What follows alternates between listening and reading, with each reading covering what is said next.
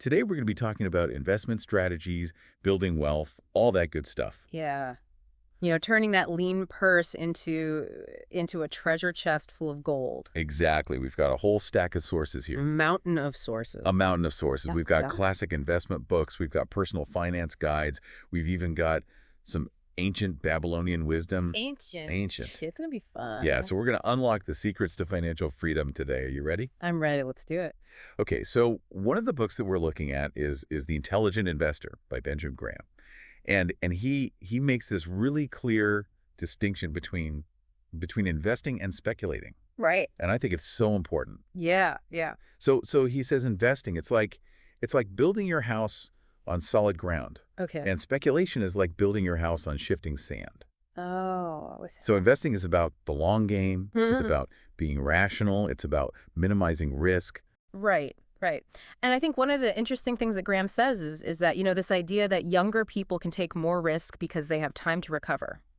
He really challenges that. That does. And one of the examples that he gives is that he made a 250% return Wow. on Savile tire stock Okay. early in his career. All right. But then it quickly became worthless. Oh, so it was all speculation. Yeah, so it was like That's a roller coaster. it was a total roller coaster, and he learned a really valuable lesson from that. So that was so he saw that as speculation rather than investing. Right, exactly. So how do we build on solid ground? Okay. We're also looking at The Richest Man in Babylon, Okay. which, believe it or not, this is a book set in ancient Babylon. Really? And it has some surprisingly relevant advice Wow. for today. Okay. It lays out these 7 cures for a lean purse. Okay. Things like budgeting, saving diligently, making your gold multiply. It's like personal finance 101, straight from ancient Babylon. That's amazing that those principles have stood the test of time. I know, it's really remarkable. Yeah. And what's so cool is that these principles mesh perfectly with modern advice as well. Right. We're also looking at your money or your life. Okay. And I will teach you to be rich. Oh, yeah, I've heard of that one. These books also talk about tracking your spending, squeezing out savings, putting a portion of your income aside consistently. Okay. It's like those small, consistent steps Yeah. really make a big difference over time. Compound interest, right? Exactly. The snowball effect. The snowball effect. Yeah. Okay, so we're laying the foundation. We're building our financial fortress brick by brick. Yes. Another source that we're looking at is Financial Freedom by Grant Sabatier. Okay. And he talks about this idea of finding your number. Your number, all right? Your number is like, it's basically the amount that you need to have invested Okay. so that you can live off of the returns. Right. So you can achieve financial independence. Exactly, yeah. Yeah. And once you hit that number, you've achieved financial independence, right? Financial freedom. Financial freedom. Yeah. Yeah. So yeah. it gives you this really clear target. It's a tangible vision of what you're working towards. It's great for motivation. Yeah. Like if you know exactly what you're working towards, you can kind of like reverse engineer the steps you need to take to get there. Totally. It's not just about the numbers, though. Right. Of course not. We're also diving into the mental game. Yes. Mindset. Mindset. Still important. It's Yeah. so important. And Yeah. so for that, we're looking at Rich Dad, Poor Dad Okay. Yeah. Classic. by Robert Kiyosaki. Mm-hmm. And he really emphasizes the importance of conquering fear, of taking control of your finances, paying yourself first a non-negotiable habit. Yeah. It's all about, being proactive rather than reactive. Yes. When it comes to your money. Right. Exactly. Taking control of your financial future. And fear can be such a roadblock when it comes to making financial decisions. Oh, absolutely. So this book is really about, looking those fears in the face and making moves. Taking charge, yeah. Taking charge. Yeah. Yeah.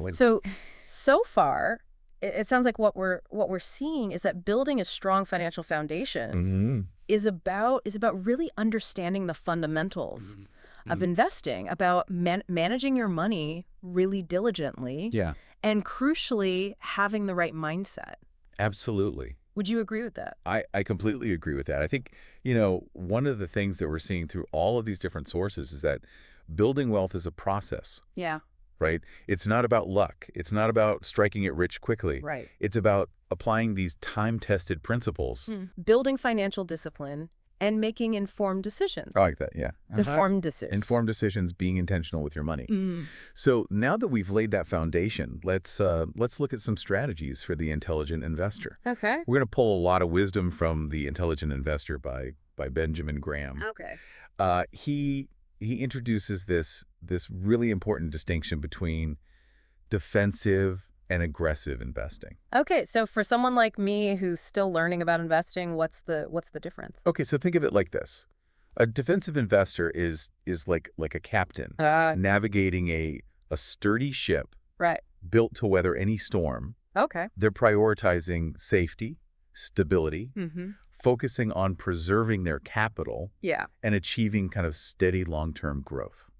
That sounds pretty appealing, honestly. So is it mostly about age or is there more to it? It's less about age and more about your individual risk tolerance. And what you're aiming for with your investments. Right. You know, someone who's not comfortable with a lot of risk or has maybe a shorter time horizon or needs a predictable income stream, Right. they might lean towards a defensive approach. Got it. So what about those aggressive investors then? Are they just throwing caution to the wind and just gambling on the stock market? Not exactly. An aggressive investor is willing to take on more risk, but they're still doing it intelligently. Okay. That means doing thorough research, understanding, how to value a company, Right. and having a clear strategy in place. So it's more like calculated risk taking rather Yeah. than just like playing roulette with your money. Exactly, yeah. Calculated risks. Calculated risks. Okay. Yeah. So Graham gives a ton of great advice for navigating the stock market intelligently. He does, yeah. He cautions against blindly chasing after growth stocks without doing your due diligence and really understanding the company's true value. Right, yeah. Understanding what it's actually worth. Right. How do you figure out a company's true value though? It seems like a lot to figure out. It is, but it's worth it. Yeah. It involves looking at the company's assets, earnings, future prospects, really digging deep. Yeah. The goal is to buy stocks when they're trading at a discount compared to what they're actually worth. I see. And that's where Graham's idea of margin of safety comes in. Okay, what is margin of safety?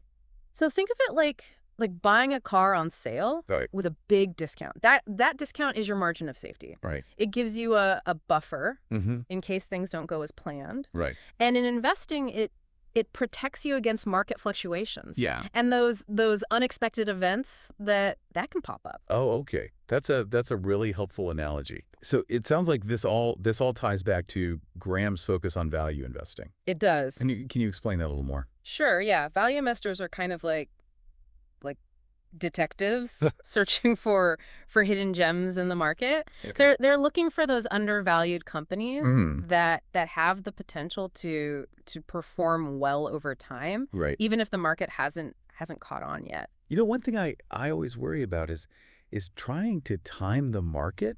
Yeah. Should I be buying when everyone else is selling and vice versa? Like, how does that work? Well, Graham says trying to time the market is incredibly difficult. Yeah. Almost impossible to do consistently. Right. And he gives this fascinating example in his book. Okay. He shows that randomly chosen stocks tend to underperform the market over the long run. So picking individual stocks without a solid strategy is essentially gambling. Pretty much, yeah. The odds aren't in your favor. So instead of trying to be smarter than the market, Right. Graham recommends this disciplined approach, focusing on value and holding those investments for the long haul. Okay. He says time in the market beats timing the market. I like that. Yeah. So we've talked a lot about stocks, but Graham also mentions other types of investments, Well, right? he does, yeah. Like bonds, preferred stocks, real estate. Right. What about those? Yeah, so diversification is important. Oh, okay. He even talks about buying second grade bonds. Second grade bonds. Yeah, so think of them as bonds with a slightly higher risk. Okay. But buying them at a discount for potential gains. Right. Now bonds aren't as flashy as stocks. Right. But yeah. they offer something different. Yeah. Stability and potentially, lower volatility. Okay, that makes sense. Yeah. I've also heard a lot about mutual funds and index funds. Yes. What are those exactly? So they're like baskets of stocks or bonds Okay. that let you diversify your investments Yeah. with a single purchase. Okay. Index funds specifically. Okay. They track a certain market index like the S&P 500. Right. They offer broad diversification and usually have really low fees. Okay. Which makes them a great option. Yeah. For both defensive and aggressive investors. All right. Financial Freedom dives deeper into this. Okay. And even talks about setting clear investment criteria. Right. Before you even get started. So an index fund is like a simple, hands-off way to diversify. Pretty much, yeah. Without needing to pick individual stock. Exactly. Okay, cool. Another investment avenue we should touch on is real estate. Yes, real estate. Several of our sources, like Financial Freedom, really emphasize They do. the potential of real estate for building long-term wealth. Yeah. Allows you to leverage your money, generate passive income, and benefit from property appreciation. Yeah, it can be a powerful tool. Real estate has always intrigued me. Yeah. What are some important things to consider if someone's thinking about getting started? Yeah, so Financial Freedom has some great advice. Sure. Set specific criteria for your investments. Okay. Be patient in finding good deals. Right. Understand your mortgage options Right. and be prepared for the responsibilities that come with owning property. Okay. It can be a powerful way to build wealth, Yep. but it does require careful planning and due diligence. Right. It's not a completely passive investment. It's not, no. That's good to know. It sounds like real estate is a whole world in itself. Oh yeah. Full of potential, but also needing a lot of attention. Right, get ready for a twist. We're going to look at The Millionaire Next Door by Thomas Stanley.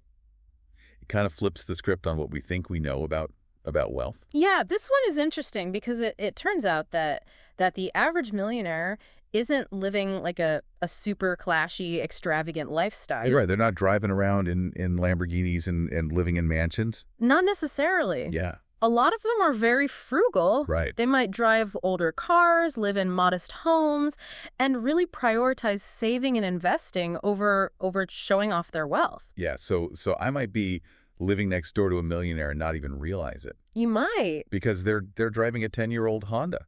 That's pretty eye-opening. It is. Stanley introduces these two concepts, UAW, which stands for Under Accumulators of Wealth. Okay. And PAWS, which stands for Prodigious Accumulators of Wealth. Okay. And he contrasts their mindsets and behaviors when it comes to money. Okay, so how can someone be a high earner and still be an under accumulator of wealth? Right. It seems like they should be, rolling in it. Yeah. But that's where Stanley's concept of economic outpatient care, or EOC, comes in. EOC. So this refers to the financial help that wealthy parents often give their adult children. Oh, yeah. And while it comes from a good place, it can actually hold those kids back. Right. From becoming financially independent. This reminds me of a friend of mine whose parents paid for like everything. Yeah. And now they're out on their own and really struggling with managing money. Yeah, it's like they never learned those skills. Right. Stanley even shares this funny story about a millionaire doctor who aggressively bargain hunts for expensive cars. Like a Porsche or something. Yeah, exactly. Wow. And it shows that sometimes people can be, penny wise but pound foolish. Right. Focusing on small savings while missing the bigger picture. Oh, that's such a good point. Yeah. Sometimes getting a good deal can blind you to the fact that you're still spending a lot of money. Absolutely. So what does Stanley say about the long-term effects of this kind of financial assistance? Well, his research found that too much EOC can create a cycle of dependence. Wow. Leading to lower economic productivity and net worth. So it's kind of like that saying, give a man a fish, you feed him for a day. Teach a man to fish, you feed him for a lifetime. Right. But in this case, it's about empowering people to be financially self-sufficient. Exactly. Not just giving them handouts. Exactly. And this raises an important question, I think. What's that? How can affluent families help their children financially in a way that empowers them? Yeah. Instead of creating dependence. Right. It's something to think about, whether you're on giving or receiving end. Absolutely. So So as we wrap up this deep dive into investment strategies and building wealth, what are some key takeaways that you hope our listeners will walk away with? I think the biggest one is this. Building wealth is a marathon, not a sprint. Yeah. It takes patience, discipline, a long-term perspective. All the principles we've discussed, from understanding investing basics to mastering your mindset, Right. they all contribute to a solid path towards financial freedom. Absolutely. It's not about getting rich quick. It's Yeah. about building a foundation for lasting wealth. And one final thought I'll leave you with is that in a world obsessed with instant gratification, Yes. the real key to wealth often lies in being patient, disciplined, Yes. and investing intelligently. Couldn't have said it better myself. All right. Thanks for joining us on this deep dive. We'll see you next time.